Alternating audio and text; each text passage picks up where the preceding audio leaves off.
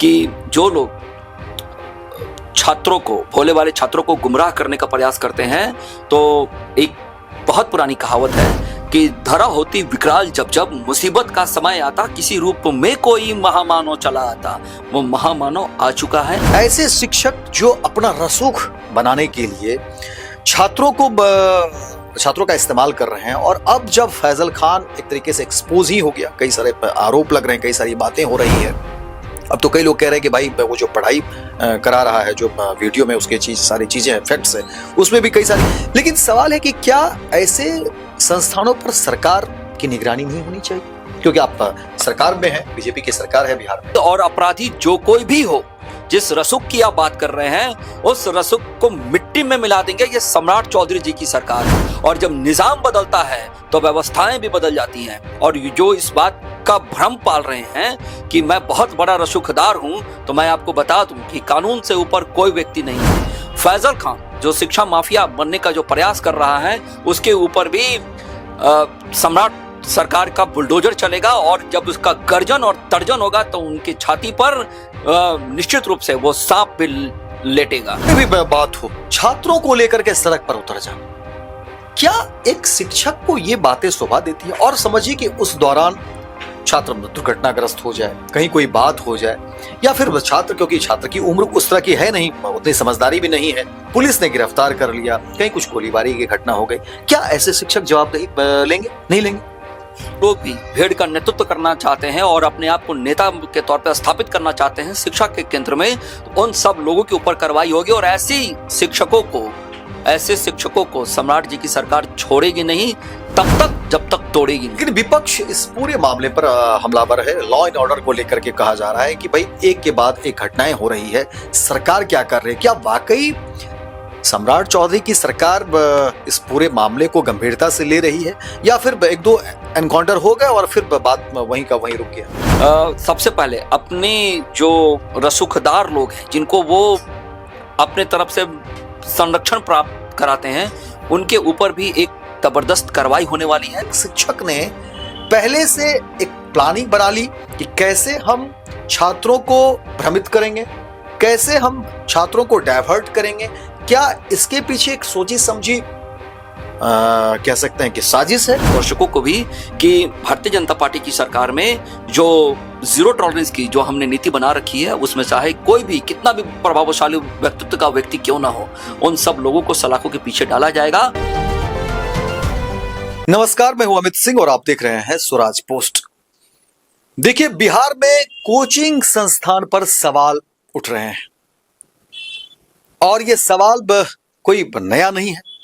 लगातार देखिए आपसी रंजिश, वर्चस्व की लड़ाई को लेकर के कई बार एक दूसरे पर छींटाकशी भी हुई, सब कुछ हुआ, लेकिन इन सब के बीच जो पिस रहा है वो है बिहार का युवा। वैसे युवा जो अपना करियर बनाना चाहता है, बिहार के अलग अलग हिस्से से युवा पटना आते हैं पढ़ाई करने के लिए, कॉम्पिटिटिव एग्जाम की तैयारी करने के लिए। लेकिन ऐसे शिक्षक जो शिक्षा की आड़ में अपने आप को माफिया बन रहे हैं, अपने आप को एस्टैब्लिश कर रहे हैं और दोहन कर रहे हैं छात्रों का। फैजल खान उर्फ खान अभी देखिए चर्चा के केंद्र में है, क्योंकि फैजल खान उर्फ खान के ऊपर कई सारे गंभीर आरोप लग रहे हैं। एक तो फैजल खान के गार्ड ने खुद स्वीकार किया है कि फैजल खान ने कहा था कि गोली चलाओ सामने वाला कोई भी हो, क्योंकि मेरा रसूख इतना है, मेरे पास पैसे इतने हैं कि मैं देख लूंगा। और दूसरी बात कि अब रोशन आनंद के भाई की हालांकि मौत हुई है, हत्या की बात कही जा रही है, फैजल खान के ऊपर आरोप लग रहे हैं। ये तमाम प्रकरण है जिस पर जानने की कोशिश करेंगे। हमारे साथ राहुल आनंद जी जुड़े हुए हैं, बीजेपी के प्रवक्ता है, लगातार अपनी बात जो है वो रखते हैं बिहार को लेकर के, पार्टी को लेकर के। राहुल जी, पे जो बातें चल रही है लगातार, शिक्षा एक ऐसा विषय है, मुझे लगता है कि गंभीर विषय है, लेकिन ऐसे शिक्षक जो अपना रसूख बनाने के लिए छात्रों का इस्तेमाल कर रहे हैं, और अब जब फैजल खान एक तरीके से एक्सपोज ही हो गया, कई सारे आरोप लग रहे हैं, कई सारी बातें हो रही है। अब तो कई लोग कह रहे हैं कि भाई वो जो पढ़ाई करा रहा है, जो वीडियो में उसके सारी चीजें फैक्ट्स है, उसमें भी कई सारी चीजें वो यानी झूठी कहानी गढ़ करके वो लोगों को गुमराह करता रहा है। लेकिन सवाल है कि क्या ऐसे संस्थानों पर सरकार की निगरानी नहीं होनी चाहिए? क्योंकि आप सरकार में हैं, बीजेपी की सरकार है बिहार में।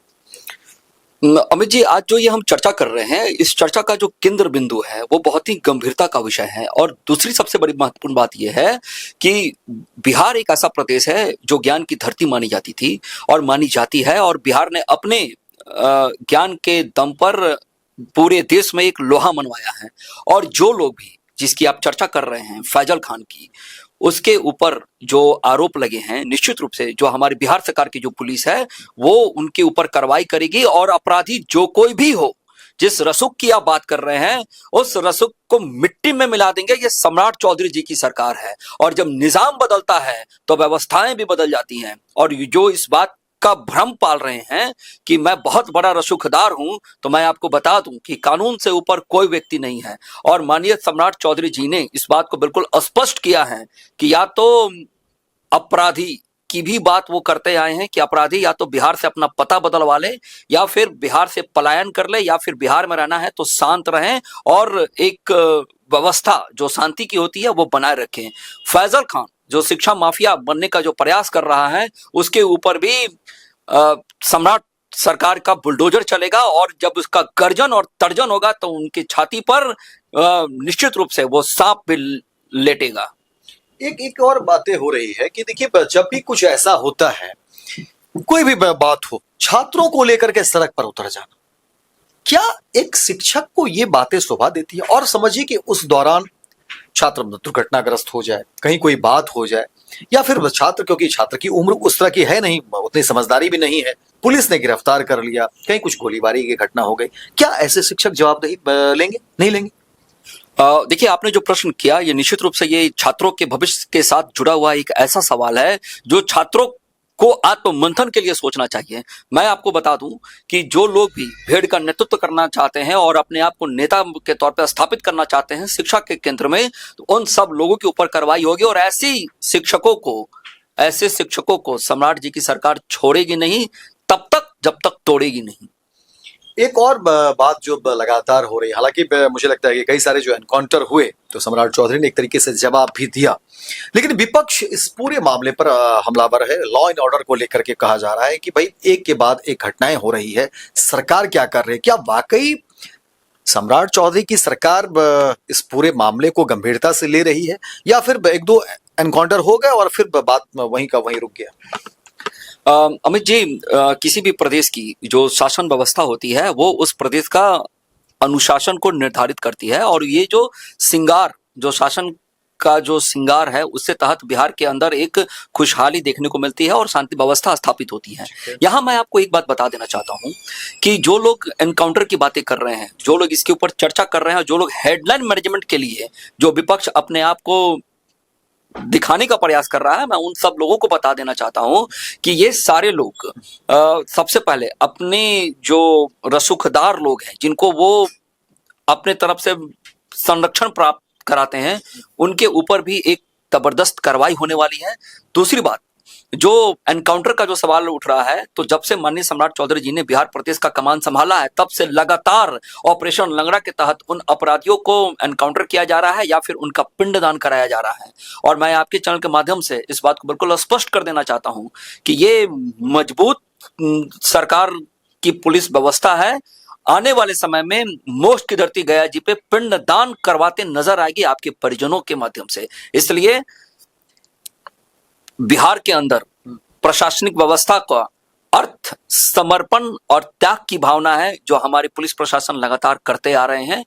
उनकी इस बहादुरी के लिए उनकी चर्चा और उनकी शाबाशी भी होनी चाहिए। एक और जो बड़ा और मुझे लगता है कि गंभीर सवाल है, और सरकार का स्पष्टीकरण इस पूरे मामले पर आना चाहिए। खैर, एक दो बार सम्राट चौधरी ने खुद इस पूरे मामले पर मीडिया संवाद में उन्होंने कहा था, लेकिन मैं चाहता हूं कि एक बार फिर से क्लियर हो जाए। विपक्ष ने कहा कि सरकारी खजाना खाली है, कई सारे ऐसे विभाग हैं जहां पर सैलरी नहीं मिली है, पेंशन या तमाम तरह की चीजों को लेकर के विपक्ष का एक बड़ा गंभीर आरोप है। मुझे लगता है कि इस पर सरकार की तरफ से बयान भी आए हैं, लेकिन क्या आपको लगता है कि विपक्ष ने जो बातें कही हैं, क्या उसमें सच्चाई है? क्या वो फैक्ट्स है? क्या वाकई सरकार का खजाना खाली है, सरकार के पास पैसे नहीं है? अमित जी, माननीय सम्राट चौधरी जी ने इस बात को बिल्कुल स्पष्ट किया था और उन्होंने एक मीडिया कॉन्क्लेव के तहत उन्होंने सारी चीजों को, जो आर्थिक स्थिति बिहार की है उसकी चर्चा की थी और उन्होंने ये भी बताया था कि बिहार का जो जीएसडीपी रेट है वो किस आधार पर बढ़ रहा है। लगभग हम 12-13% के आसपास हैं और जो लोग इस बात का लगातार नकारात्मक छवि बनाने का प्रयास कर रहे हैं सरकार का कि पैसे शिक्षकों को नहीं मिल रहा है या फिर पेंशन योजनाओं की जो चर्चाएं चल रही थी, तो मैं आपको बताना चाहूंगा कि जब भी कोई भी फाइनेंशियल ईयर की जब समाप्ति होती है तो उसके बाद थोड़ी सी परेशानियां निश्चित रूप से आती है, लेकिन विपक्ष एक भी ऐसा उदाहरण आपके चैनल के माध्यम से ये प्रस्तुत कर दे कि किसका जो वेतन या पेंशन है वो बकाया है, तो सरकार निश्चित रूप से इसके ऊपर संज्ञान लेगी। लेकिन एक बात मैं आपको और इसमें बताना चाहूंगा कि अभी जितने भी जन योजनाओं का जो कार्य हैं, जो जन कल्याणकारी कार्य हैं, उन सब कार्यों को करने के लिए सरकार प्रतिबद्ध है और ये सरकार आने वाले भविष्य में बिहार को मुख्य धारा से विकसित राज्य बनाने के लिए संकल्पित है। और जो एनडीए ने जो प्रण ले रखा है उस पंच तत्व के तहत हम निश्चित रूप से बिहार को सशक्त और मजबूत बनाएंगे। क्या आने वाले समय में कोचिंग व्यवस्था पर सरकार कंट्रोल करेगी? क्योंकि लगातार जो चीजें बढ़ रही हैं, वर्चस्व की लड़ाई कह सकते हैं, और ऐसे में जाहिर तौर पर अगर कोई घिस रहा है, कोई पिस रहा है, तो वो युवा ही है। और वो उम्र ऐसी होती है जहां पर युवाओं को पता ही नहीं चल पा रहा है कि हम कैसे यूज हो रहे हैं। और वैसे शिक्षक जो आप समझिए कि किस तरह से अपनी रणनीति बनाते हैं। और फैजल खान को लेकर के अब जो बातें सामने आ रही हैं, मैं चाहता हूं बिल्कुल स्पष्टता के साथ, और मेरे जो स्वराज पोस्ट के दर्शक हैं वो भी समझेंगे कि आप राखी बंधवाते हुए तस्वीर फैजल खान के वायरल हो रहे हैं, होली खेलते हुए फैजल खान के वायरल हो रहे हैं, तमाम वो जो हिंदू के पर्व है। मैं हिंदू मुस्लिम करना मैं जो है सो मेरी कोशिश नहीं है, लेकिन मैं दर्शकों को कहूंगा कि वो गंभीरता से सुने और सब फिर अपनी राय दें। क्या फैजल खान उर्फ खान नमाज नहीं पढ़ते हैं? नमाज पढ़ना भी चाहिए। तो वो नमाज पढ़ते हुए क्या उसके वीडियो और फोटो कहीं वायरल है सोशल मीडिया में? नहीं है। अगर किसी के पास है तो आप साझा करिए, मैं तो उसको भी दिखाना चाहूंगा। सवाल इसलिए गंभीर हो जाता है कि क्या एक शिक्षक ने पहले से एक प्लानिंग बना ली कि कैसे हम छात्रों को भ्रमित करेंगे, कैसे हम छात्रों को डाइवर्ट करेंगे? क्या इसके पीछे एक सोची समझी कह सकते हैं कि साजिश है या क्या है? क्योंकि आपकी भी उतनी जिम्मेदारी बनती है, आप लोग भी सरकार में हैं, और किस तरह से समाज को आगे बढ़ना चाहिए आप लोग भी अपनी राय रखते हैं। क्या एक शिक्षक को ऐसा करना चाहिए, चीजें छिपानी चाहिए क्या धर्म को लेकर के? क्योंकि मैं खुद कह रहा हूं कि आप खान सर है तो जाहिर तौर पर वो आप नमाज पढ़ेंगे, क्यों नहीं पढ़ेंगे? लेकिन वो फोटो और वो वीडियो नहीं है, लेकिन आप राखी बंधवाते हुए फोटो और वीडियो डालते हैं। अब समझिए उस नेक्सस को, उस कूटनीति इसको कहते हैं, उन सब चीजों को। क्या एक शिक्षक इस तरह से इतना गिर सकता है या इस तरह से प्लानिंग कर सकता है अपनी चीजों को आगे बढ़ाने के लिए? देखिए, ये जो फैजल खान है उसको खान सर बनाने वाले कहीं ना कहीं इस बात को अदरवाइज नहीं लेंगे आप कि मीडिया का बहुत बड़ा रूप रहा है।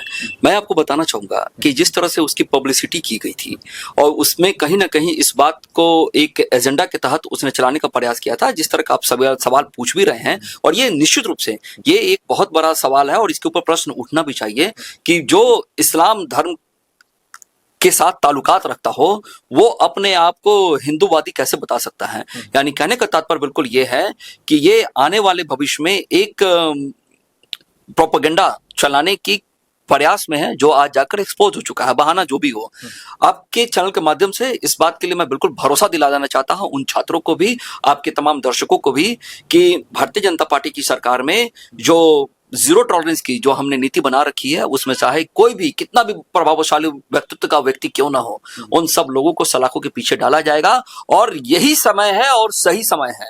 और आपके चैनल पे एक बात और स्पष्ट कर देना चाहता हूं मैं कि जो लोग छात्रों को, भोले वाले छात्रों को गुमराह करने का प्रयास करते हैं, तो एक बहुत पुरानी कहावत है कि धरा होती विकराल जब जब मुसीबत का समय आता, किसी रूप में कोई महामानव चला आता। वो महामानव आ चुका है और उसकी सरकार बहुत तत्परता के साथ और बहुत समर्पण भाव के साथ काम कर रही है। और ये सम्राट जी की सरकार है। जब तक छोड़ेंगे तब तक नहीं, जब तक तोड़ेंगे नहीं। तो ये राहुल आनंद जी है, बीजेपी के प्रवक्ता है, और लगातार जो है पार्टी की तरफ से अपनी बात रखते हैं। और देखिए अभी जो बातें चल रही है पटना में कोचिंग माफिया को लेकर के, फैजल खान और खान की कूटनीति रणनीति को लेकर के किस तरह से छात्रों को दिग्भ्रमित किया जा रहा है और अपने आप को किस तरह से उसने एस्टैब्लिश किया। जाहिर तौर पर सरकार को भी चाहिए, मुझे लगता है कि इस मुद्दे पर गंभीरता से विचार करे और जल्द से जल्द समाधान निकाले, क्योंकि मामला जो है वो शिक्षा से जुड़ा हुआ है, मामला छात्रों से जुड़ा हुआ है। मैंने पहले भी कहा कि देखिए सरकार चाहती है कि शिक्षा व्यवस्था बेहतरीन हो और समृद्ध हो बिहार, लेकिन अगर इस तरह से कोचिंग माफिया अगर अपना जड़ जमाए रखेगा तो फिर चीजें कैसे निखरेगी। और अब एक कह सकते हैं शिक्षक और छात्रों के बीच का जो विश्वास का डोर है वो टूटा है, और ये तोड़ा है कोई और नहीं, फैजल खान और खान ने। कई छात्र ऐसे थे और लोगों को गुमराह जिस तरह से किया है, और मुझे लगता है कि एक के बाद एक पोल पट्टी जिस तरह से खान की खुल रही है तो लोग समझेंगे।